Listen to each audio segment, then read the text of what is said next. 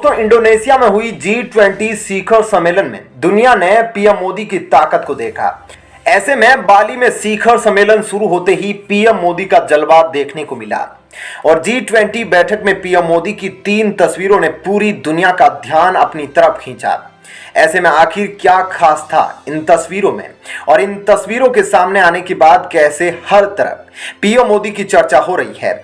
ऐसे में आज हम आपको इस वीडियो में इन्हीं सब बातों के बारे में विस्तार से बताने वाले हैं, इसलिए वीडियो को अंत तक जरूर देखिएगा। दोस्तों, सबसे पहले आपको वह तस्वीर दिखाते हैं जहां अमेरिका के राष्ट्रपति जो बाइडेन और भारत के प्रधानमंत्री नरेंद्र मोदी के बीच जबरदस्त केमिस्ट्री देखने को मिली। G20 शिखर सम्मेलन स्थल पर पीएम मोदी को जो बाइडेन के बगल में बैठना था। बाइडेन को आता देख पीएम मोदी उनसे मिलने को उठे ही थे कि अमेरिकी राष्ट्रपति उनकी कुर्सी के पास तेजी से चला आए। इस दौरान जो बाइडेन ने दूर से ही अपना हाथ आगे बढ़ाया हुआ था ताकि वह पीएम मोदी से हाथ मिला सके।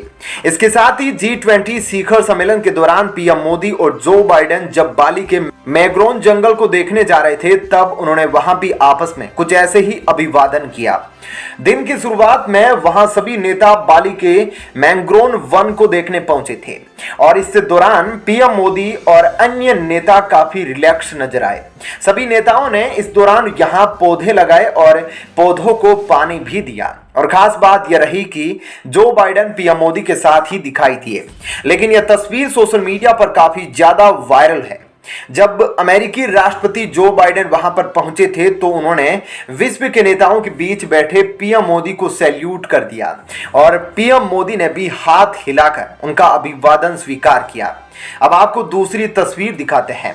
जिस वक्त पीएम मोदी और जो बाइडेन आपस में बात कर रहे थे, ठीक उसी समय फ्रांस के राष्ट्रपति इमैनुअल मैक्रों भी वहां से गुजर रहे थे और इस दौरान राष्ट्रपति इमैनुअल मैक्रों ने पीएम मोदी से आंखों ही आंखों में बात की और वो पीएम मोदी की पीठ पर पीछे से हाथ रखकर निकल गए।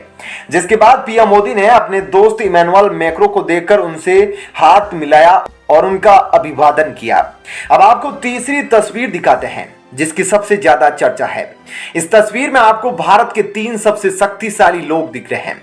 इस तस्वीर में पीएम नरेंद्र मोदी, जयशंकर और भारत के सुरक्षा सलाहकार अजीत डोभाल ने गंभीरता से बात करते दिखाई दे रहे हैं। तीनों के बीच यह बातचीत पीएम मोदी के अभिवादन से पहले हुई। आपको बता दें कि रूस यूक्रेन युद्ध के बाद से पूरी दुनिया की नजर भारत की ओर है और इस जंग का असर दुनिया की कूटनीति और सुरक्षा पर पड़ा है और भारत भी इससे बच नहीं पाया। अब इस वैश्विक समस्या पर भारत का क्या रुख होना चाहिए, भारत को क्या करना चाहिए और क्या नहीं करना चाहिए, जरूर इसी बात को लेकर तीनों के बीच गंभीर बातचीत चल रही थी। रूस और यूक्रेन युद्ध के बाद विदेश मंत्री एस जयशंकर और एनएसए अजीत डोभाल ने भारत की स्थिति को मजबूत करने और मध्यस्थता का प्रयास करने में एक अहम भूमिका निभाई है। दोनों को जमीनी हकीकतों का पता है और दोनों ही रूस का दौरा कर चुके हैं। अब जाहिर सी बात है कि G20 शिखर सम्मेलन में दूसरे देशों से मिलने से पहले इन तीनों की यह आपस में बातचीत काफी जरूरी है, क्योंकि यहाँ भारत की कूटनीति की परीक्षा होनी है। भारत रूस के साथ भी रहना चाहता है और अमेरिका और पश्चिमी देशों से दूरी भी नहीं बनाना चाहता है। ऐसे में इस खबर के बारे में आपकी क्या राय है और इस खास तस्वीरों के बारे में आप क्या कहना चाहते हैं, हमें कमेंट करके अपनी राय बता सकते हैं। साथ ही इस वीडियो को ज़्यादा से ज़्यादा लाइक और शेयर जरूर करें। चलिए अब जानते हैं एक और बड़ी खबर। दोस्तों, पीएम नरेंद्र मोदी इंडोनेशिया के बाली में हुए G20 शिखर सम्मेलन में हिस्सा लिए और इस सम्मेलन के दौरान एक तरफ जहां पीएम मोदी की मुलाकात देश भर के बड़े बड़े नेताओं से हुई, तो वहीं इसी बीच वहां पर ब्रिटेन के प्रधानमंत्री सुनक ने भी भारत के पीएम मोदी से मुलाकात की थी और ब्रिटेन के प्रधानमंत्री बनने के बाद ऋषि सुनक की पीएम मोदी से यह पहली मुलाकात थी। लेकिन पीएम मोदी से मुलाकात के बाद ही ऋषि सुनक ने एक बहुत बड़ा फैसला लिया, जिसे सुनने के बाद भारतीय युवा खुशी से फूले नहीं समाएंगे, क्योंकि इस बार ब्रिटेन के प्रधानमंत्री ऋषि सुनक ने भारतीय युवाओं को लेकर एक ऐसा बड़ा फैसला लिया है और इससे जुड़ा हुआ एक ट्वीट भी उन्होंने अपने ऑफिशियल ट्विटर हैंडल से पोस्ट किया था और यह सब G20 मीटिंग पीएम मोदी से बातचीत करने के बाद ही हुआ है। इसके साथ ही अब जल्द ही ब्रिटेन और भारत के बीच फ्री ट्रेड एग्रीमेंट भी साइन होने वाला है, जो काफी समय से पेंडिंग चल रहा है।